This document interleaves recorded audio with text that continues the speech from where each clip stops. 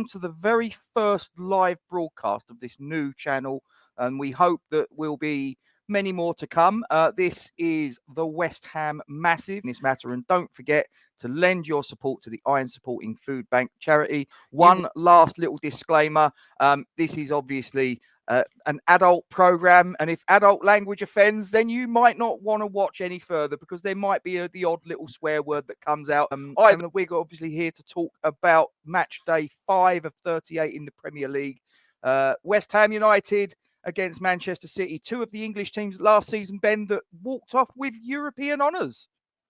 Absolutely, mate. Yeah, this is a European Super Cup, shall we say, the real one. Yes. And yeah, I'm looking forward to it based on the start of the season we've had. It's going to be a very tough game, which we'll come on to a little bit of detail, but we've got to play them at some time, and we're in good form, so bring them on. As far as our summer transfer activity was concerned, was it sufficient in your opinion, or do you think we could have done with a bit more? Look, I think on balance, you always probably think, oh, you could have done a bit more, but generally thinking, I actually think it was really good. And look, it's with the benefit of being 4 games in now that you can kind of analyse it a little bit.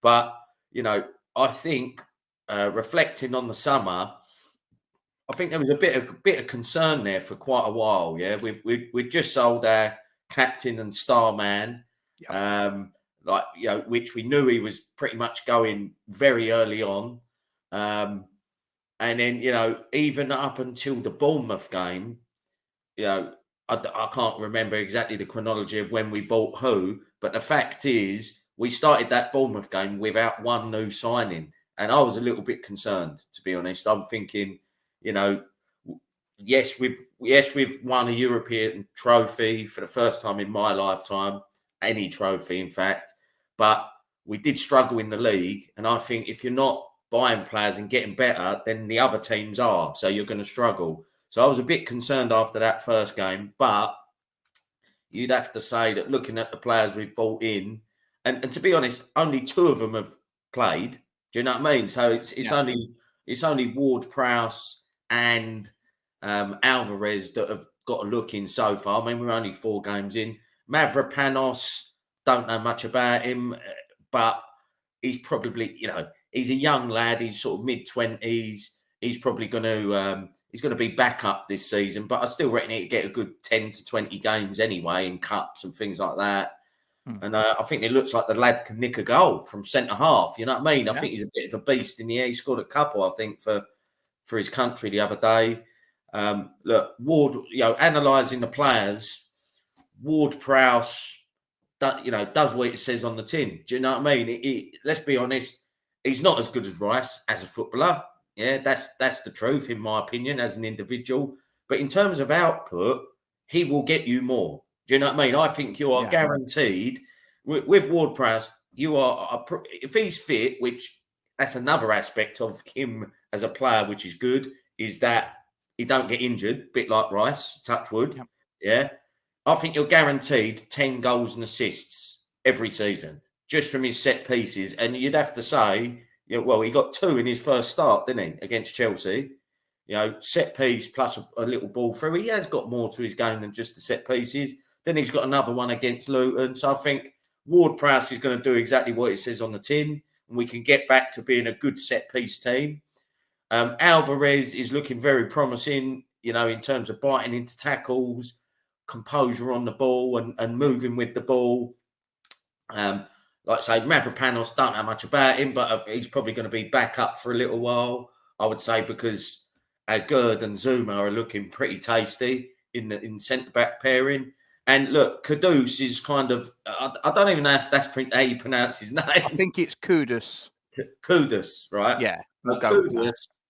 You know, I'm hoping he can be a bit of the sprinkle of magic and the star buyer. Obviously, we've not seen him yet, but look, from a YouTube video, every player can look a world beater.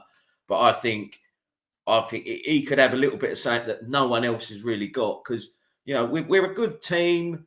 There's good aspects of the team and individuals, but I don't think we've got a player that can just really pick up the ball and score a goal from the halfway line and turn and jink and this, that, and the other. But he looks like he's got that in his locker. So I think he could be a bit of magic. So look, I would have to say, I think the answer is yes, in my opinion.